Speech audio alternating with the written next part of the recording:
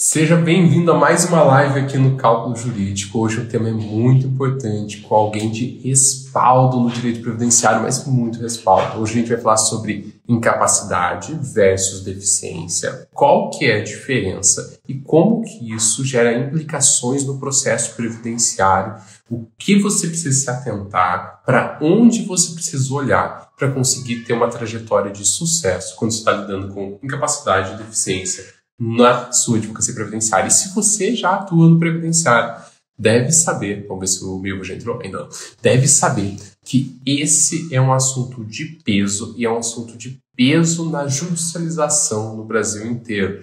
Então, se você pega todo ano são, acho que 3, estava olhando o meu INSS em números, não sei se já viu o relatório do INSS. Então, todo ano são 4, 5 milhões de benefícios previdenciários concedidos no Brasil, administrativamente e judicialmente, então a soma deles, e 70% a 80% disso são benefícios que não são programáveis. Então, o que não é um benefício programável? São salário maternidade, auxílio doença, não vai auxílio doença, né? Benefício por incapacidade, capacidade permanente, incapacidade temporária, e tem bastante também crescente. Os benefícios por deficiência. Então, na live de hoje, você vai descobrir como você diferencia os dois e qual caminho é o melhor estrategicamente para você seguir no teu processo e nos seus pedidos. Vamos lá? Milvio entrou. Já chamei o Milvio, ele vai aparecer no vídeo aqui. A gente estava conversando antes aqui, batendo um papo sobre o assunto. Oi, Milvio, tudo bem? Oi, Rafael, tudo bom? Tudo ótimo. Milvio, eu tô animado com o tema de hoje. Falei, já estava falando sobre você, estava falando sobre o tema antes de você entrar aqui. É um tema extremamente relevante se a gente pensa no tema. Quem está entrando agora, deixa eu falar qual que é o tema, né? Incapacidade versus deficiência e implicações no processo previdenciário. E é um tema extremamente relevante, considerando o quantos benefícios previdenciários de incapacidade e deficiência são concedidos e indeferidos também, né? Porque a gente trabalha no deferimento, às vezes muito mais que na concessão, todo ano no Brasil. Então, se eu não me engano, estava vendo o INSS em números, eles representam mais ou menos 70% dos benefícios de um ano, e num ano são em torno de 4 a 5 milhões de benefícios no Brasil. Então, você está dizendo de 2, 3 milhões de casos por ano, o que é um número assustador, é gigante. Isso se você considerar os concedidos. Né? Se considerar os concedidos. Fora aquilo que é indeferido. Né? Eu me lembro, quando eu fiz a pós-graduação lá, né, atrás, muitos anos atrás, a gente teve aula sobre benefício por incapacidade com o chefe do setor de perícias do INSS, o médico-chefe do setor de perícias da época. E ele estava, assim, tentando mostrar pra gente, né, que o INSS deferia muito pedido, porque sempre houve, né, essa, vamos dizer, indisposição em relação às avaliações periciais, que o perito do INSS, né, às vezes é meio rápido demais no atendimento, não presta muito, né, não pergunta muito, não conversa muito com o segurado, enfim. E a gente estava, né, meio que falando sobre isso, porque a gente estava trazendo para ele aquilo que a gente ouvia no nosso escritório, dos nossos clientes. E ele trouxe, né, dados estatísticos e falou, olha, o INSS defere, na época, né, eu falei do início dos anos 2000, aí, 2007, mais ou menos, 2008, o INSS defere cerca de 70% dos pedidos de benefício por incapacidade, na época. Né, ele, como chefe, falando, né, eu comprei, né, os dados dele. E aí eu levantei a mão e falei, professor, mas eu quero que o senhor entenda que a gente não está trabalhando no INSS, a gente está trabalhando com as pessoas que são rejeitadas na perícia. Porque o cara que vai na perícia e tem um benefício deferido, ele vai para casa, ele não procura advogado. Deveria procurar o advogado para saber se o benefício foi concedido correto, está tudo certinho, se não teria alguma outra coisa para fazer. Mas a regra geral fui pedir, o INSS me deu o benefício, eu vou para casa. Quem vem atrás, quem procura, né, é aquele cara que foi negado. Então, professor, se eu me desculpe, mas os teus 30% negados são os meus 100%. É o cara que bate na porta, é o cara que vai atrás de mim. E, ultimamente, é muito. Se a gente for abrir a agenda... Comente aí, gente. Quem que acha que é só 70%, só 30% que é negado? Quero ver o que é. Na época, né? Vamos lá, o dado... o dado está desatualizado, né? Nós estamos falando aí de 2007, lá, quando eu fiz as aulas. Mas, enfim, o importante assim, é que eu acho que os atores têm que ter uma interpretação, né, e um entendimento de que o que vem para o advogado e o que o advogado judicializa são os casos de negativas do INSS, são aqueles casos que o INSS negou. E se o INSS, e esse foi outro argumento que eu usei também, se o INSS estivesse 100% correto, todas as ações de incapacidade judicializadas seriam improcedentes. Uhum. E, no entanto, a gente tem um bom índice de procedência. Na época, era um índice bem mais elevado do que é hoje, mas a gente tinha um bom índice de concessão de procedência nas ações de benefício de incapacidade. Então, a gente tem que se colocar no lugar do INSS, mas o INSS também tem que se colocar no lugar, né, da população. Né? Tem gente falando aqui que, quem falou aqui que acho que 70% foi negado.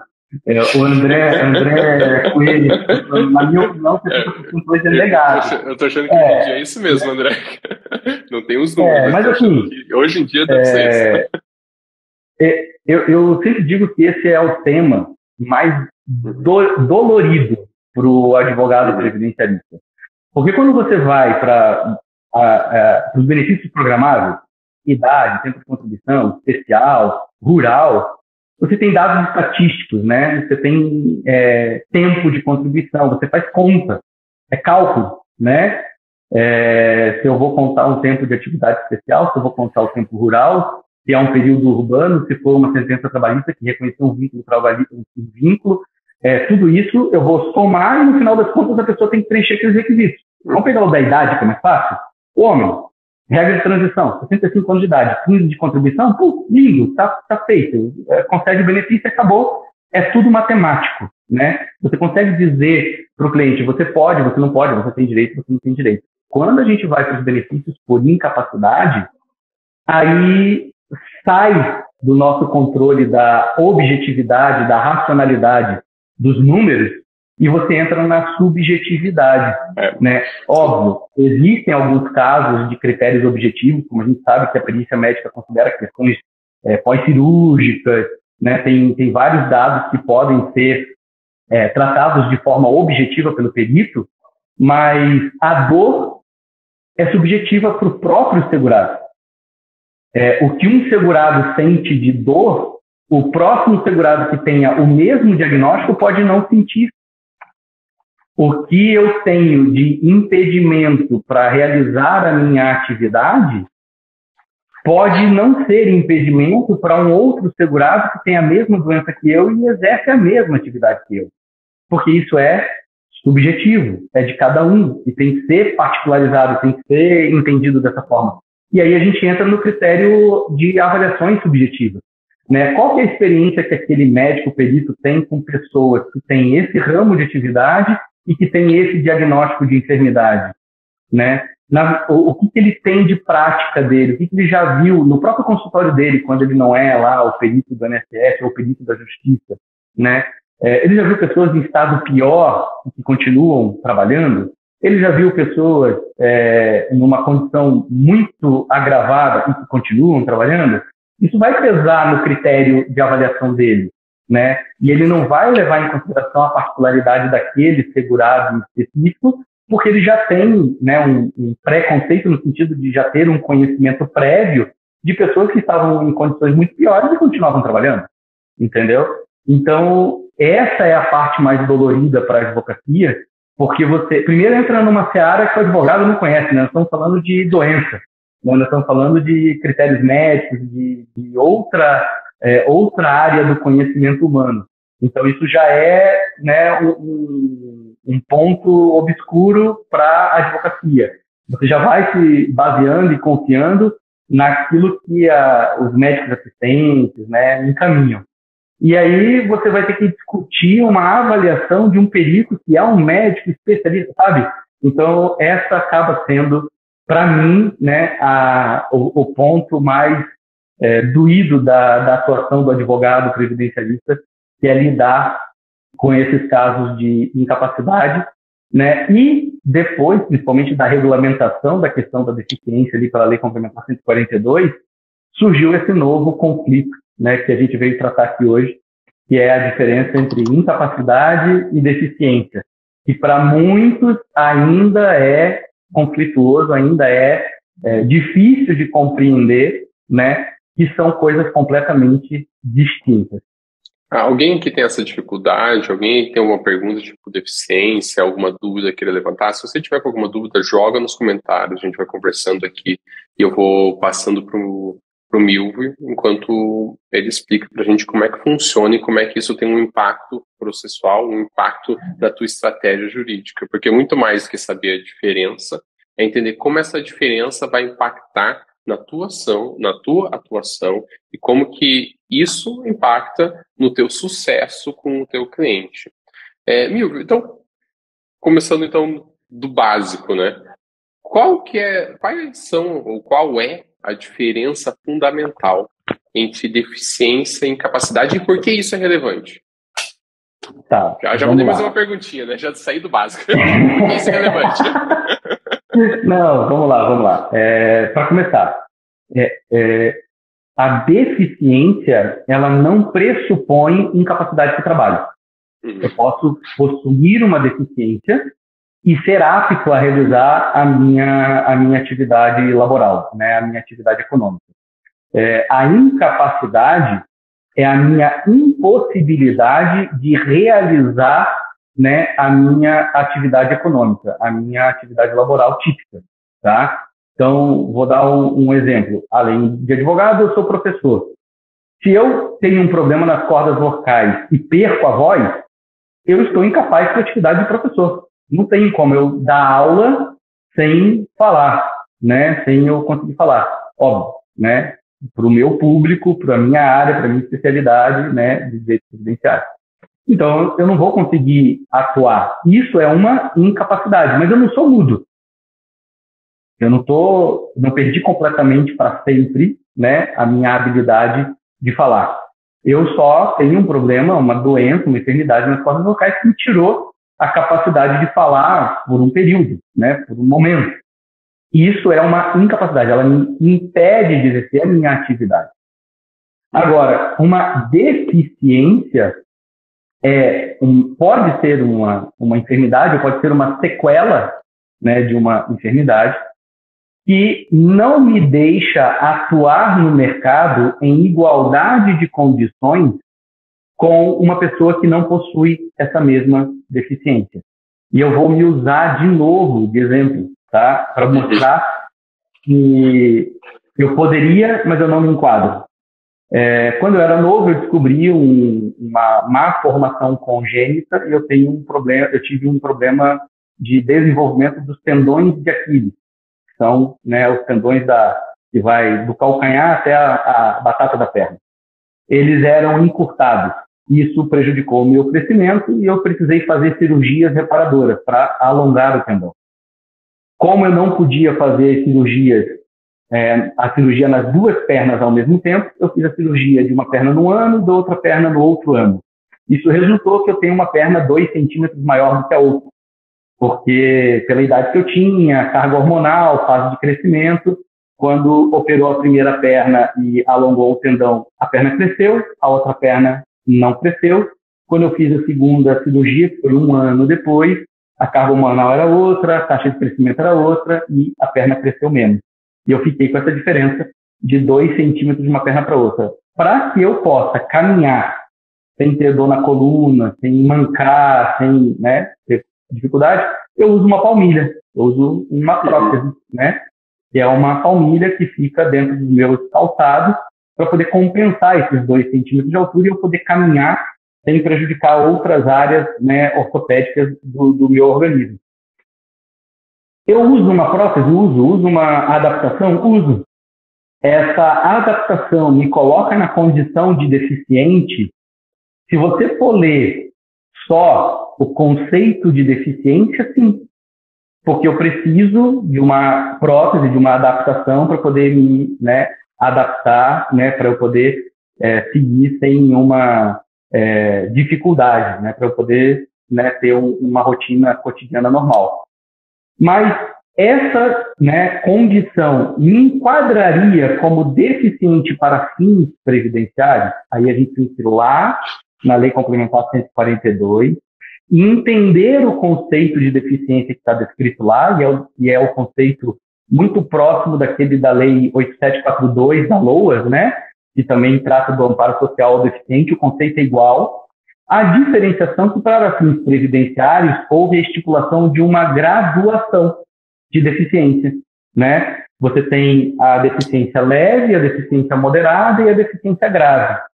E para você atingir esses graus de deficiência, você tem que atingir uma pontuação, né, dentro da tabela de avaliação do IFBRA, né, que é aquele Índice Nacional de Funcionalidade Brasileiro, né? E essa tabela, ela tem uma avaliação multiprofissional, que você tem uma avaliação médica e uma avaliação social, porque a deficiência também tem estigmas sociais que precisam, né, ser avaliados. E aí, da soma da resposta desse questionário, né, você vai ter uma pontuação, e dessa pontuação você tem um enquadramento como deficiente, leve, moderado ou grave. No meu caso, respondendo os quesitos do questionário do IFBRA, eu não atinjo a pontuação mínima para atingir o grau de deficiência leve. Então, eu me enquadraria no conceito de pessoa com deficiência, né? Pelo conceito legal, eu necessito de uma adaptação, né, externa, enfim, para poder, né, ter uma normalidade, mas a pontuação do questionário do IFBRA, eu não atinjo a pontuação mínima. E não atingindo a pontuação mínima, eu não teria enquadramento para fins previdenciários, né, para uma aposentadoria por tempo de contribuição ou por idade da pessoa com deficiência. Então, é uma diferença sensível, né, entre eu ser enquadrado como deficiente, eu ter essa graduação de deficiência, e é completamente oposto do entendimento da incapacidade. Porque a incapacidade é eu não conseguir trabalhar, e a deficiência é eu ter uma enfermidade, uma sequela de enfermidade que me dá essa dificuldade, né, essa necessidade de adaptações para eu conseguir, né, ter uma rotina cotidiana normal. Então, só por aí você já vê que a deficiência não me impede de trabalhar. A deficiência não me exclui do mercado de trabalho. A incapacidade, sim, é um momento ou é, de forma definitiva, algo que me impede de exercer as minhas atividades laborais. Então, esse é o primeiro conceito, a primeira diferenciação que a gente tem que fazer, né? Porque quem está incapaz não está trabalhando, não está contribuindo, não está recebendo remuneração, porque está impossibilitado de trabalhar. A pessoa com deficiência, ela pode estar trabalhando, contudo, ela trabalha com uma necessidade diferenciada em relação a quem não tem a mesma limitação, né? Ou é uma adaptação, ou é uma prótese, ou é uma estrutura diferenciada, ou eu preciso de um equipamento eletrônico diferenciado, né? Por exemplo, pessoas com baixa visão precisam de um monitor, de uma tela maior, de um óculos especial, enfim, cada tipo vai demandar uma necessidade diferenciada. E a pessoa que está nessa condição, ela vai estar, né, dentro do conceito de deficiência e vai necessitar dessa avaliação multiprofissional para você saber em qual grau de deficiência você está enquadrado para fins de concessão da aposentadoria. E isso vai acabar gerando uma concessão diferenciada dos benefícios programáveis, né? Então, a pessoa que tem deficiência, né, a pessoa com deficiência, enquadrada nas modalidades, né, leve, moderada ou grave, ela vai poder se aposentar com menos tempo de contribuição. Antes da reforma não tinha fator previdenciário e agora, depois da reforma, como a forma de aposentadoria não foi alterada, ela continua, né, sem a aplicação do fator previdenciário, o que é uma grande vantagem para a questão financeira do benefício concedido, né? Se a gente pegar aí uma deficiência leve, né, um homem consegue a aposentadoria com 33 anos de contribuição, com 100% da sua média. Hoje, se você for considerar, né, as regras de transição, para você ter 100% da média, você tem que ter 40 anos de contribuição, além de ter uma idade mínima. Para a aposentadoria da pessoa com deficiência, eu não vou exigir idade mínima. Então, né, numa aposentadoria por idade, eu tenho uma redução de 5 anos, né, na idade mínima. Então, são vantagens para que eu possa conquistar, né, um benefício, né, de melhor valor e com condições mais facilitadas. Mas temos que levar em consideração que essa pessoa, ela tem um esforço extra, ela tem uma dificuldade diferenciada de se enquadrar no mercado de trabalho e de exercer a mesma atividade que uma pessoa que não tem a mesma deficiência consegue, né, exercer, né, tem para exercer a mesma atividade. Então, pensando nisso, que houve essa diferenciação na concessão dos benefícios. E aí a pergunta, o que isso diferencia, né, hoje para a sua estratégia, né, para você buscar uma aposentadoria, buscar um benefício do seu cliente? Bom, posso te fazer uma pergunta antes? Posso te fazer uma pergunta? Pode, claro. Deixa eu te fazer, então, a gente entra nesse conceito bem relevante de diferenciação de incapacidade e deficiência, e que vai para dois caminhos completamente diferentes. Tem que você falou, ele está tratando da tua incapacidade de trabalho e outro está tratando de uma redução de capacidade, né? É diferente, né? Uma dificultação, né? Você precisa de uma adaptação para você conseguir fazer o trabalho. Eu vou te fazer uma pergunta, eu não sei o quão relevante é isso. Talvez não seja, talvez seja só aquela pergunta do aluno meio chato, sabe? Mas, curiosidade. Mas eu posso, por exemplo, você trouxe o caso, eu sou professor e eu fico mudo. Isso daí ele vira um benefício por incapacidade, porque eu não estou apto mais a atuar como professor, considerando todas as minhas condições pessoais e condição do trabalho que eu tinha, que eu precisava da minha voz para desempenhar aquele trabalho. Mas, se você, por exemplo, passa 2, 3 anos, passa pelo processo de reabilitação e consegue se desenvolver, por exemplo, como professor de Libras, então você muda um pouco a sua profissão, você era incapaz naquele momento e deixa de ser incapaz para uma atividade laboral. Essa mesma incapacidade / deficiência, não sei, a incapacidade pretérita, ela vira uma deficiência? A partir do momento que você se reabilita, ela pode virar uma deficiência? Sim, porque a partir do momento em que, vamos lá, eu tinha dado exemplo que eu perdi a voz, né? Mas vamos lá, fiquei mudo. É verdade, ficou mudo. Mas beleza, fiquei mudo, né? Fiquei mudo.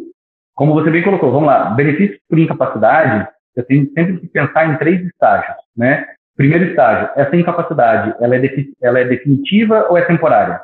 Se ela é temporária, benefício por incapacidade temporária, o antigo auxílio-doença. Dentro de um certo tempo vai haver recuperação, eu vou voltar a desempenhar minha atividade. Bom, caso mais básico de todos, que eu acho que todos os professores usam, é o carteiro que está jogando bola no final de semana, entrando num rachão lá na dividida e quebra a perna. Entendeu? Ele não vai poder ser carteiro enquanto não sarar a fratura da perna. Sarou a fratura da perna, voltou a trabalhar, acabou. Tá resolvido o problema. Isso é temporário, tá? Agora vamos para o meu exemplo lá. Perdi a voz e a voz é definitiva. Então, opa, peraí, não vou recuperar mais. Acabou. Voz não volta. Então, essa incapacidade não é temporária. Segunda pergunta que o médico perito tem que fazer. Peraí, esse cara tem condições de ser readaptado para uma nova atividade? Ele tem idade, grau de escolaridade, capacidade física e intelectual de absorver uma nova profissão e, principalmente, que essa nova profissão leve em consideração o próprio histórico da pessoa, né? Eu não posso pegar um médico e reabilitar ele para ser porteiro. Não estou menosprezando uma profissão em relação a outra. Mas a gente sabe que são realidades financeiras completamente diferentes. O porteiro não ganha, né, o mesmo salário do médico, tá? E aí o INSS tem que levar isso em consideração. Eu estou readaptando um professor. O que eu vou readaptar? Quanto que ele ganhava? Eu vou readaptar ele para uma função que ele pode desempenhar e que, né, vai manter. Tudo isso tem que ser pensado. Beleza, encaminho então ele para a reabilitação profissional. Enquanto estou no processo de reabilitação profissional, estou recebendo benefício por incapacidade temporária. Chegou ali na reabilitação profissional, 2 perguntas. Conseguiu ser reabilitado? Cancela o benefício de incapacidade temporária, vou para o mercado de trabalho. Boa sorte para você, o INSS cumpriu com o seu dever. O INSS não tem que te recolocar, ele tem que te ensinar a nova profissão. Não conseguiu reabilitar. Se não conseguiu reabilitar, eu respondo o terceiro aspecto da primeira avaliação, que é a resposta de não é possível reabilitar. Não é temporário, não é possível reabilitar, é aposentadoria definitiva. Benefício por incapacidade definitiva, antiga aposentadoria por invalidez. Fui para a reabilitação, chegou na reabilitação, não fui reabilitado, aposenta por invalidez. É insuscetível de reabilitação. Tanto que o conceito, né, da aposentadoria por invalidez é esse, né, é aquele incapacitado de forma definitiva e insuscetível de reabilitação. Então eu tenho que passar pelo crivo da avaliação da possibilidade de reabilitação. O próprio médico perito pode já, de cara, identificar que, olha, a condição é tão grave que não é temporário, é definitivo e não tem condições de ser reabilitado. Nem precisa encaminhar para uma avaliação do setor de reabilitação.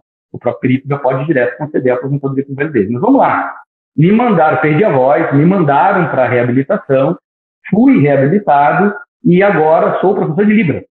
Não sou mais professor da matéria que eu dava, sou professor de Libras. Ganhos parecidos, funções parecidas, tudo igual. Ou tradutor, né, para poder, né, traduzir os videozinhos ali que o pessoal faz, somente vídeos institucionais e tudo mais. Então, fui reabilitado.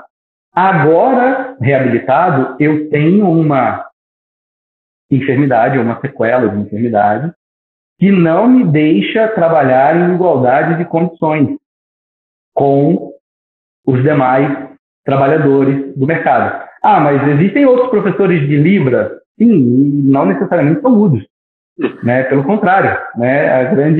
A grande maioria dos intérpretes de Libra falam, né? Mas, enfim, então eu vou, né, entrar nesse mercado de trabalho portador dessa limitação, dessa deficiência, no conceito de deficiência, que está lá na 8742 e também está, né, na 142, na Lei Complementar 142.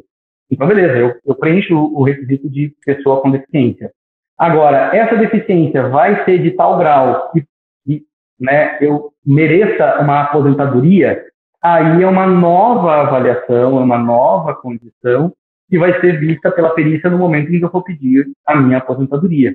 Vai ter que ser respondido o questionário lá do INFBRA e a pontuação que eu obtiver é a pontuação que vai definir o meu grau, né, de deficiência. A ponto de, por exemplo, como o exemplo que dei da minha questão aqui da minha palmilha da minha perna, eu simplesmente não atingi a pontuação mínima e não ser enquadrado como pessoa com deficiência para fim de aposentadoria, porque eu não me enquadro em nenhum dos conceitos, né, de graus, eu não me enquadro nos graus de deficiência determinados pela lei complementar, que se aplica a quem tem aqueles graus de deficiência, né? Então, eu teria assim. E sim, a minha doença que gerou a minha incapacidade, ela pode se enquadrar como uma deficiência e a partir daquele momento eu teria, né, o enquadramento como pessoa com deficiência.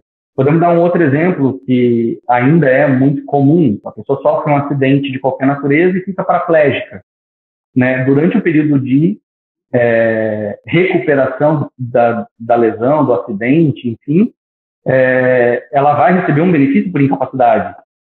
Se a atividade que ela exercia não é impedida de ser exercida pela paraplegia, né, um advogado, por exemplo, ele consegue trabalhar, ser advogado, mesmo, né, com a paraplegia. Lógico, o pós-trauma, o pós-acidente demanda um período de afastamento e de adaptação, mas depois ele vai estar adaptado e vai estar trabalhando, vai voltar, ou seja, o benefício da incapacidade acabou, mas ele passou a ser uma pessoa com deficiência, né, e essa deficiência vai ser considerada lá na frente, no momento em que ele for se aposentar. Muito Olha, boa. eu achei sensacional a explicação. Eu achei muito melhor que a pergunta e a explicação.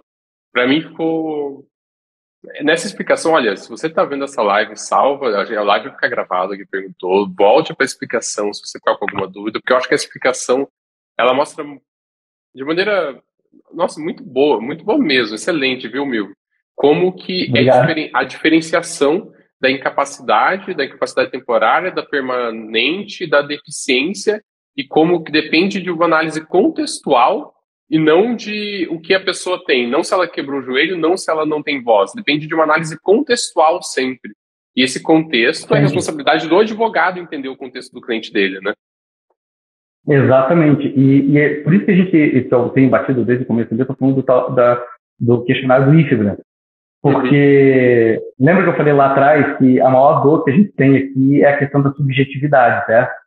E quando você entra para um questionário como o IFBRA, você traz um pouco de objetividade, entendeu? Porque ele tem uma pontuação, essa pontuação é pelo nível de dificuldade que a pessoa tem, e isso você consegue, você mesmo, advogado, consegue identificar, né, as dificuldades e as necessidades de adaptação que a deficiência daquela pessoa impôs a ela, né? E você consegue fazer uma avaliação prévia de em que grau esse segurado se enquadraria.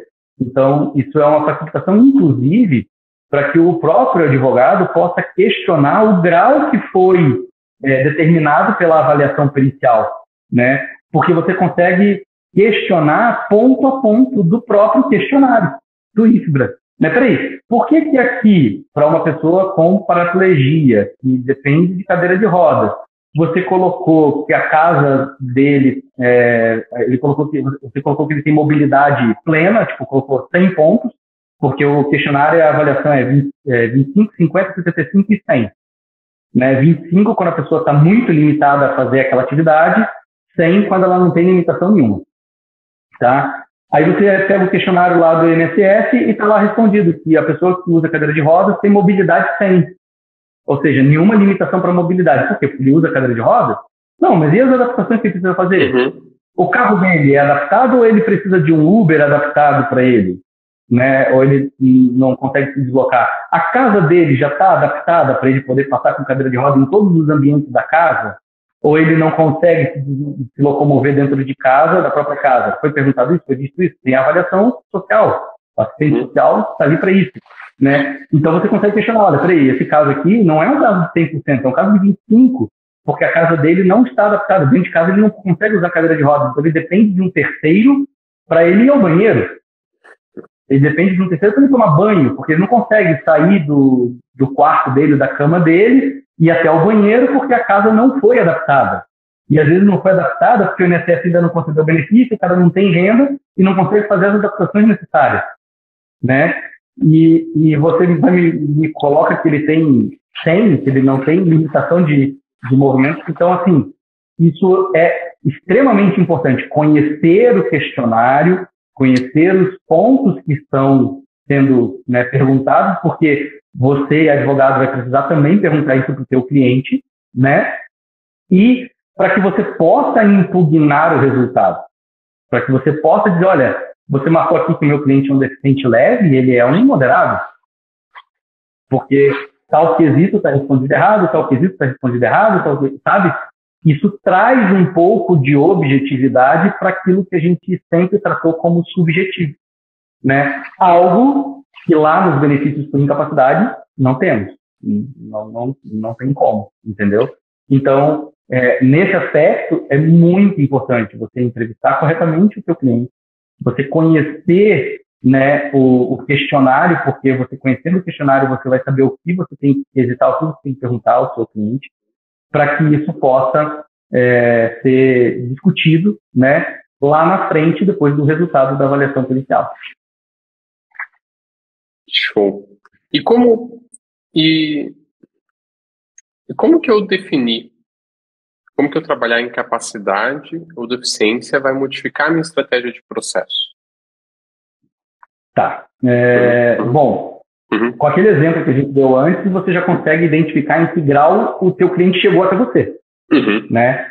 Vamos pegar o exemplo que eu dei da paraplegia, né, do cadeirante. Se esse cliente chegou para você no momento pós-acidente, em que ele ainda está, né, às vezes ele ainda nem sabe se a paraplegia vai ser definitiva ou não, porque, né, não teve uma consolidação das lesões, não teve, enfim, é um momento de incapacidade de trabalho.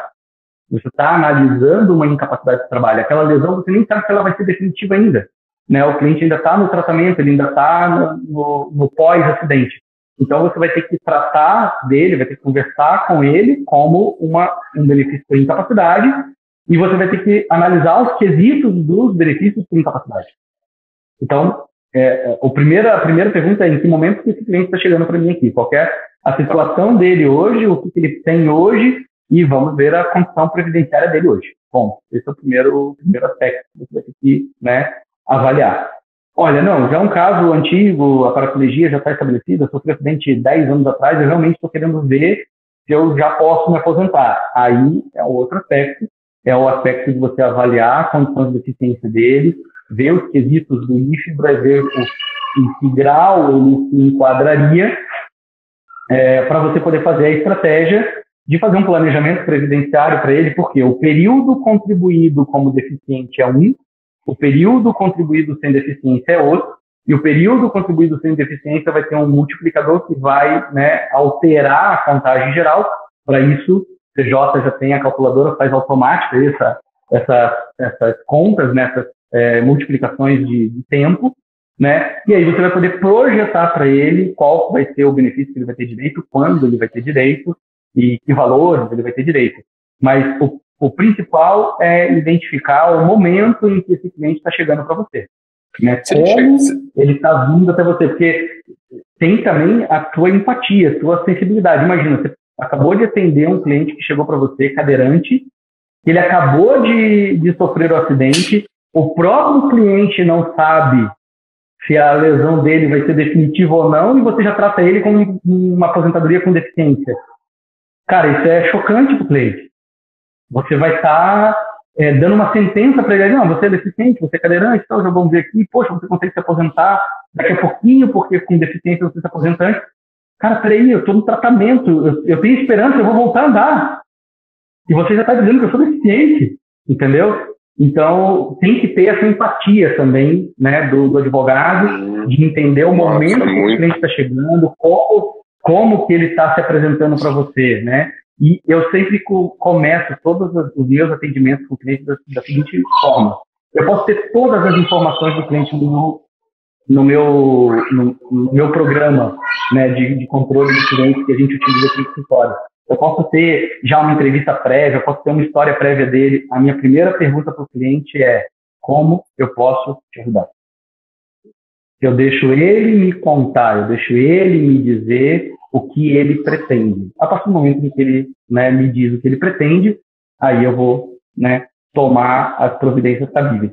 Então, nesse caso, se eu pergunto para esse meu cliente em que eu posso te ajudar, e ele me conta: olha, doutor, acabei de sofrer um acidente, eu estou em recuperação, eu queria saber se eu tenho direito a algum benefício. Eu já sei que eu estou tratando de um caso recente, que é um benefício por incapacidade. A gente vai ter que analisar a condição do acidente, a condição como esse cara está no momento, qual é o histórico contributivo dele, qual era a atividade, né, econômica que ele desempenhava. Enfim, o pensamento é de benefício por incapacidade. Não é o pensamento de deficiente. Eu vou te fazer uma pergunta para saber como você faz no seu escritório, porque eu sei que as pessoas são curiosas para saber como que a gente faz no nosso escritório, como é que a gente faz as coisas. Mas eu acho que, não só pela curiosidade, mas eu acho que vale bastante para quem está atuando, até para colher mais informações, quando a pessoa chega com você com uma incapacidade ou com uma deficiência e ela não tem um requerimento administrativo, o teu primeiro passo é o quê? Chegou uma pessoa hoje com incapacidade sem requerimento administrativo. Chegou uma pessoa com deficiência hoje sem requerimento administrativo.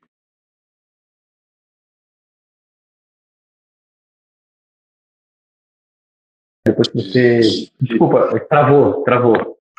Uhum. Voltou? Voltou. Eu travei aqui. Voltou. Tá. Assim, para mim, primeiro passo. Primeiro, a gente entrevista o cliente, como eu disse, eu pergunto para ele como eu posso ajudar, qual que é a condição dele. ele me contando, né, a breve história dele ali, a condição dele, eu identificando que é um caso de benefício por incapacidade. Aqui no escritório a gente já tem de praxe fazer o cadastro, quando a gente faz o cadastro do cliente antes do atendimento, né, preliminar, a gente já pede para o cliente, ou para o cliente enviar para a gente o CNIS dele, ou para ele fornecer para a gente a senha do meu INSS, para a gente poder acessar o CNIS dele e ver qual que é a condição previdenciária dele atual. Se ele é empregado, se ele é desempregado, se ele é contribuinte individual, como está, né, a condição dele atual com o INSS. A partir do momento em que ele me traz, né, eu já sei pela entrevista que vai ser uma discussão de benefício de incapacidade. Eu vou para o segundo passo, que é analisar a condição dele junto ao INSS. Né? Peraí, tem carência, não tem carência, ou é uma doença que isenta de carência, não é? Peço, né, os documentos médicos, atestados médicos, para a gente poder analisar o que o médico assistente dele está dizendo que ele tem, porque não basta ter uma doença, a doença tem que te impedir de fazer o que você está habilitado a fazer, ou o que você costuma fazer. Então, não basta eu ter um atestado dizendo que eu tenho uma doença X, se essa doença X não impede que eu atue, que eu trabalhe, que eu faça o meu serviço. E aí, a gente conversa com ele também sobre a atividade econômica que ele exerce, o que ele faz, como que é o trabalho dele. Vou te dar um exemplo. Eu atendi, certa vez, uma cliente que ela era costureira. Carteira de trabalho dela, costureira. Só que ela era costureira em uma indústria de roupas. E aí eu, né, entrevistando ela, perguntei para ela era um caso de incapacidade, tá? Eu fui entrevistar ela, fui perguntar para ela o que ela fazia como costureira. Porque quando eu falo costureira, o que vem na sua cabeça? O que você pensa? Eu penso nela, sentado na máquina de costura, passando a linha, né? Costurando. Pego o tecido aqui, passo ali e tal. Passo o fio. É isso, certo? Não, nem passou diferente disso. Ela era costureira industrial e a função dela dentro da linha de produção era operar os moldes de corte. Então, o que ela tinha que fazer? Ela pegava o rolo de tecido de aproximadamente 20, 25 quilos, estendia esse rolo sobre uma bancada e rola o rolo para um lado, traz o rolo para o outro para ela poder ir dobrando o tecido, tá? Uhum. Então, ela rolava o rolo para um lado, rolava o rolo para o outro, para poder cortar, para poder fazer as camadas de tecido, colocava o molde e operava a máquina de corte. A máquina de corte tirava o molde, ela cortava ao mesmo tempo ali imediatamente 100, 150 moldes. E aí ela era responsável por pegar esse tecido, esses moldes cortados e levar para a linha de produção. Tá? Então, ela tinha que carregar peso excessivo, 25, 30 quilos. Ela tinha que carregar os moldes, que depois de cortados ficam, né, muito grandes e desequilibrados. E, ó, um atrás do outro, porque enquanto ela está cortando aqui, ela tem 30, 35 costureiras costurando ali, precisando dos moldes cortados. Entendeu? Então, o trabalho é corrido, é um atrás do outro. E ela tinha um problema nos ombros. Ela tinha rompido o manguito rotador. Tinha uma lesão do manguito rotador. Ela não conseguia mais carregar peso, ela não conseguia mais erguer o rolo de tecido, né? E a fábrica não tinha adaptações, não tinha máquinas de carregar. Ela tinha que carregar, entendeu? O que ela conseguiu de adaptação foi um carrinho de supermercado para ela tirar os moldes da bancada, jogar em cima do carrinho e carregar com o carrinho até a linha de produção. Então, era uma atividade completamente diferente. Se eu não tivesse entrevistado ela, se eu não tivesse perguntado para ela sobre o dia a dia dela, talvez eu tivesse dito, mas como costureiro, está tranquilo, você consegue trabalhar, né? Porque o problema do manguito é o erguer o braço, né? Você trabalha sentadinho ali, tá tranquilo, pô, boa pra você, nem vou fazer nada pra você, não. Identificamos o problema, né? Vimos os exames, os atestados, enfim, ela tinha, né, direito. Então, a entrevista com o cliente, né? E você não se antecipar, você deixar o cliente contar a história dele é o ponto principal, é o primeiro ponto para que você faça um atendimento de qualidade, para que você entenda realmente o que você pode fazer para aquela pessoa. Né? A gente não pode pressupor nada, a gente tem que ouvir a história da pessoa e entender o caminho dela por que ela chegou até ali, qual que é a condição que ela tem quando ela está ali na sua frente, e aí, a partir dali, você, né, traçar as suas estratégias. E aí eu explico para ela quais são as condições, se avaliando daí a questão previdenciária, eu vejo se ela teria direito ou não ao benefício, porque se a pessoa não tiver direito ao benefício, eu já explico que não tem direito ao benefício também, né, e por que não tem direito, já não, porque o tempo dela é o meu tempo e tempo é dinheiro, então a gente não pode, né, sair fazendo serviço de qualquer jeito.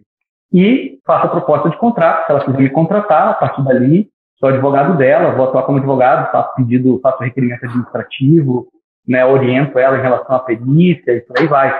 Aqui no escritório nós trabalhamos com assistente técnico, a gente oferece para o cliente, se o cliente, né, quer passar por uma avaliação do nosso assistente técnico, né, para que o nosso assistente técnico também faça essa avaliação prévia, se a pessoa efetivamente está incapaz ou não, porque às vezes a pessoa pensa que está incapaz, mas, né, não é uma obrigatoriedade ela ter a incapacidade, às vezes ela só tem a doença, né? Então nós não temos esse conhecimento técnico, então dependendo do caso a gente, né, encaminha também para o assistente, nosso assistente acompanha a perícia, faz laudo pós-perícia, também ajuda a gente a ter, né, embasamento para uma impugnação de laudo judicial e por aí vai.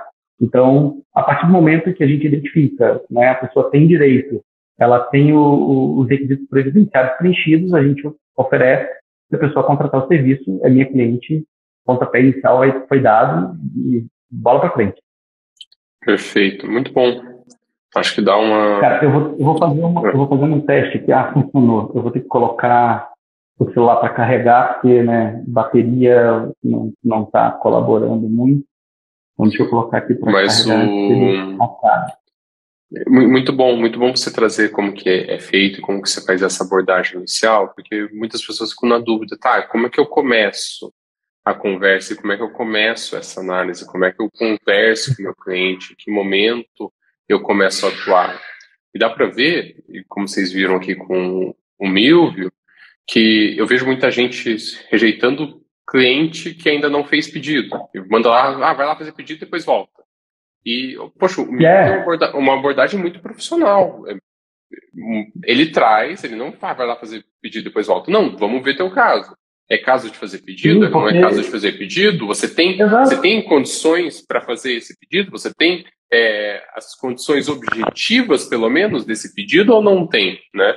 A gente precisa cumprir requisitos de carência, qual que é a doença que está aqui. Então, isso já passa uma segurança para o cliente, né? Esse cliente já passa uma segurança. Eu imagino, se eu fosse teu cliente, chegasse nessa situação e você falasse, olha, você não tem os requisitos nesse momento por causa disso, e a gente precisa cumprir algo que é chamado carência, deixa eu te explicar como funciona o teu caso. Obviamente, eu não ia fechar um contrato, mas eu não ia fechar um contrato porque eu não tinha direito. Mas eu ia sair de lá sabendo e com uma possibilidade de indicação muito grande e com uma clareza, né? Eu ia, imagina, vou evitar um estresse de ficar passando por isso e tentar e retentar, achando que eu ia ter direito a algo que eu não tenho. Tipo, é bem isso, o tempo do teu cliente vale, o teu tempo vale também. E aquilo que eu falei, a gente se colocar como atuador do processo previdenciário também no lugar do INSS. Né? Se eu avaliei, a pessoa não tem direito, eu já expliquei para ela que não tem direito, eu não vou mandar ela para o INSS fazer pedido.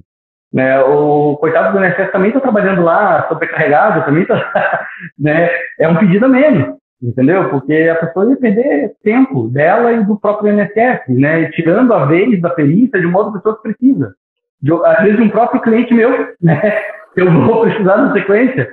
Então, é o correto, né? É você também se colocar no lugar do INSS, e o INSS não está ali à toa, né? Ele está atendendo não só o meu escritório, mas todos os escritórios do Brasil inteiro, né? Todos os segurados do Brasil inteiro, aqueles que vão, né, sem ter procurado um escritório de advocacia. Então, é você entender como que todos os atores, né, todo mundo que está envolvido, e se colocar um pouco no lugar de cada um, né, para que você não tenha aí uma surpresa negativa, ou você não tenha um dissabor, porque, cara, se mandar seu cliente lá fazer o pedido e ele não tiver direito, aí ele volta para você com a cartinha de indeferimento, daí você olha, mas o INSS está certo, você não tem direito. Cara, ele nunca mais volta para você, porque ele vai dizer, pô, eu fiz porque você mandou eu fazer. Então, a partir do momento que você mandou eu fazer, eu já tinha uma esperança de que eu tinha direito, né? Porque o advogado mandou, então, se o advogado falou é porque eu posso, né? Então, eu já vou com expectativa de que tenho direito. Aí eu volto para cá com o INSS dizendo que eu não tenho direito. E o advogado diz que eu não tenho direito, então, pô, o que esse advogado está fazendo? O cara não volta com você nunca mais, né? Então, isso é muito importante, sim, né, para a gente tomar cuidado e a gente se colocar no lugar da pessoa, né? Essa pessoa está tendo um deslocamento, ela está tendo, né, uma dificuldade, já está numa condição de incapacidade para o trabalho, às vezes tem condição financeira envolvida. Pô, a gente já teve casos de cliente que não tinha dinheiro para pagar a passagem do ônibus, para vir até o escritório, entendeu? Então, a gente tem que se colocar no lugar da pessoa. Imagina, o cara não tinha dinheiro para passagem do ônibus para vir para uma consulta. Eu ia mandar ele fazer um pedido desnecessário no INSS, para ele ir numa perícia com o INSS, né? Enfim. Então, a gente tem que, né, se colocar no lugar de cada um, né, e entender o que está envolvido ali, porque isso faz toda a diferença, né? E o que você falou, por mais que eu disser com toda sinceridade que ele não tem direito, e por que ele não tem direito, cara, eu vinculei esse cliente, ele vai me indicar, ele vai trazer outras pessoas para mim, ele vai se vincular ao nosso escritório, porque ele viu que eu fui honesto, que eu atendi ele com a dignidade que ele imaginava, com aquilo que ele precisava, e ele saiu sem dúvida, ele saiu, né, ciente do que pode, do que não pode, do que tem, do que não tem, né? Então, isso também é uma forma de você vincular, né? E bem isso, eu achei bom, você traz, eu acho que é o melhor dos dois mundos. É uma fidelização de cliente e cumprir o papel social da advocacia, que a advocacia ela também é sobre lucros, mas também é sobre cumprir um papel na sociedade, né? Sim, exatamente. Agora, eu acho que eu não te respondi a questão da estratégia, né? O que isso muda, a incapacidade e a deficiência muda, né? Bom, primeiro, já vimos aqui de cara, muda o tipo do benefício que eu vou requerer. Então, se muda o tipo do benefício que eu vou requerer, muda os requisitos, muda a avaliação, muda tudo, tá? Então, esse é o primeiro ponto, o primeiro aspecto é esse, tá? Hoje, eu posso dizer pela nossa atuação aqui e pelo nosso juizado, né, pela nossa justiça aqui, a gente ainda tem uma certa dificuldade dos peritos judiciais entenderem o conceito de deficiência e de aplicarem a tabela do IFBRA, o questionário do IFBRA, tá? Eles ainda continuam fazendo perícias padrão de incapacidade para o trabalho, entendeu? E aí eu estou pedindo um reconhecimento de deficiência e ao final do laudo tem uma conclusão de aptidão ao trabalho. E aí eu digo para o perito, parabéns, realmente, meu cliente está apto, ele está trabalhando. Eu quero saber se ele é deficiente ou não para fins previdenciários. Eu quero saber se ele tem ou não deficiência para poder se aposentar de forma diferenciada, né? Então, a gente ainda tem essa dificuldade e a gente não tem no administrativo, olha só. Quando você faz o pedido administrativo de reconhecimento de deficiência, o INSS aplica o IFBRA, aplica os quesitos, e o segurado passa por duas avaliações. Ele faz uma avaliação pericial médica e ele faz uma avaliação social com assistente social.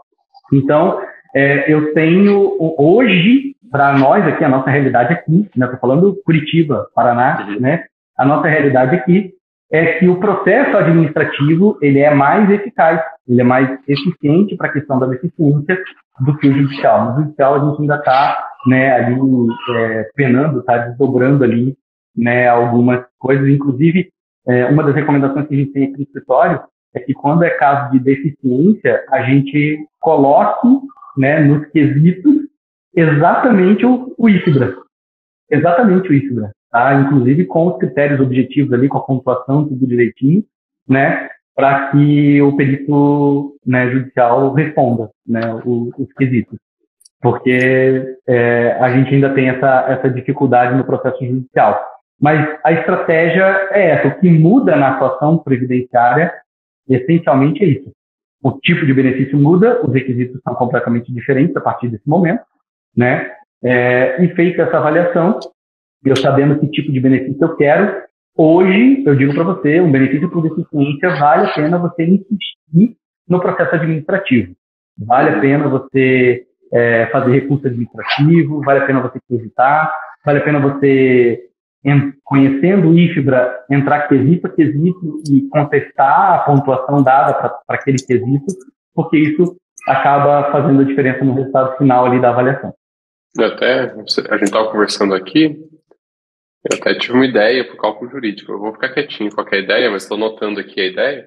Eu acho que é a mesma ideia que eu já tive, eu já falei para o Maurício alguns 2 anos atrás, mais ou menos. Me conta a tua ideia. A minha ideia é que o IFBRA esteja... A minha ideia é que o IFBRA esteja disponível quando você marcar ali a opção de aposentadoria com deficiência, né? Hoje, quando você marca aposentadoria com deficiência, o cálculo jurídico ele te pergunta a data de início da deficiência e qual grau.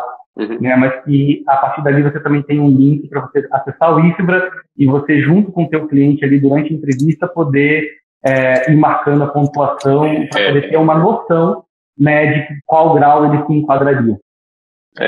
Bom, e aí o próprio cálculo jurídico fazer a pontuação e já dizer em qual grau ele se enquadraria. Então, eu quero saber quem aí achou essa ideia legal. Se alguém achou a ideia legal, dá um curtir, coraçãozinho, comenta. Não sei direito como funciona aqui no Instagram, mas é a mesma ideia que eu tive. Então, só que você teve 2 anos antes.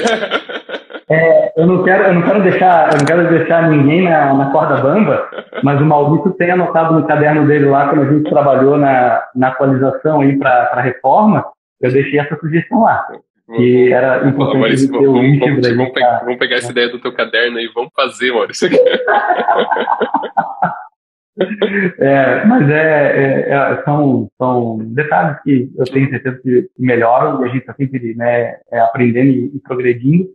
E eu acho que isso aí ia ser de grande valia, de grande ajuda, porque assim, você já tem uma noção, você já tem uma ideia, você entrevistou o seu cliente, você sabe por que naquele quesito ali, você, junto com o seu cliente, chegou à conclusão de que seria uma pontuação de 50 ou uma pontuação de 75, né? Inclusive, você pode deixar lá embaixo nas anotações, né? Quesito tal, pontuação tal, por tal motivo. E aí, quando você vai ver o resultado da perícia administrativa, veio lá um 100. Opa, esse aqui não é 100, esse aqui é 50, é 25, é 75 por causa das minhas anotações lá. Entendeu? Então, dá para fazer um link ali. Recebeu uma mensagem do Maurício, vi baixando aqui, falou que eu dar uma olhada no caderno dele lá, deu uma cisada aqui. Quem não sabe, o Maurício, ele é sócio, fundador, CEO do cálculo jurídico e também responsável foi ele que desenvolveu toda a parte inicial. Hoje a gente tem mais desenvolvedores também, mas ele desempenha um papel bem importante ainda no desenvolvimento do cálculo jurídico também, mas o Maurício é tudo isso no cálculo jurídico. Então, quando a gente fez a parceria lá, né, em 2019, que a gente começou, né, a trabalhar aí as atualizações, as novas regras, que, né, ia vir com que, se não me engano, o TJ foi a primeira plataforma a estar 100%, né, atualizada com as novas regras. A emenda constitucional foi publicada no dia seguinte, o cálculo jurídico já estava... eu acho que em 24 horas ele estava funcionando com todas as regras novas. Com todas as regras novas, dentro, né, da emenda constitucional 103. E aí, dentro desse processo ali, né, de melhoria e de adaptação para as novas regras, a gente trabalhou alguns outros aspectos. Um dos aspectos foi esse, né? Eu me lembro de uma calculadora também que ele fez, que foi uma calculadora que eu dei a sugestão, que é do fator previdenciário. Enfim, são coisas que a gente foi trabalhando junto e que me deixou muito feliz de saber que colaboraram aí para a caminhada, né, do cálculo jurídico, que eu falo sem o menor pudor, mudou a minha vida. Eu tive outros aplicativos, né, tive contato com outros aplicativos de cálculo, mas a grande parte do meu período de advocacia, eu trabalhava com Excel, com planilhas que eu mesmo, né, desenvolvi, eu mesmo criei aquelas planilhas e, cara, dava um trabalho atualizar índice, todo mês ficar atualizando a tabela, sabe? Todo ano vinha a atualização dos benefícios de manutenção, daí tinha os proporcionais, eu tinha que estar todo ano parando ali 1, 2 dias de trabalho para poder deixar a tabela funcional. todo começo de mês, quando entrava a nova variação do INPC, eu tinha que estar lá corrigindo. Então, mas era a minha realidade. Eu estava acostumado a trabalhar desse jeito, né? Eu tinha uma planilha para calcular tempo, uma planilha para fator previdenciário, uma planilha para valores, uma planilha para RMI, enfim, tudo criação minha. E aí, cara, quando eu conheci o cálculo jurídico, virou outra coisa, é um divisor de águas. Acho que legal. Não trabalho mais isso aí. Bom saber isso. Não trabalho mais com isso. Bom, você sabe que... bom, se alguém não sabe, eu também sou fundador do Cálculo Jurídico. E antes do Cálculo Jurídico, eu fazia os meus cálculos em Excel também.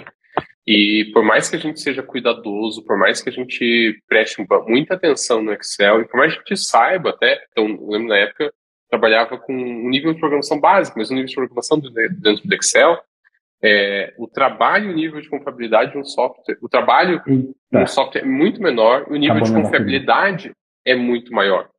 Então, tem gente... Opa! Tá. Eu acho que vou dar um tchau. Vamos dar tchau, vamos se despedir aqui, Milvio.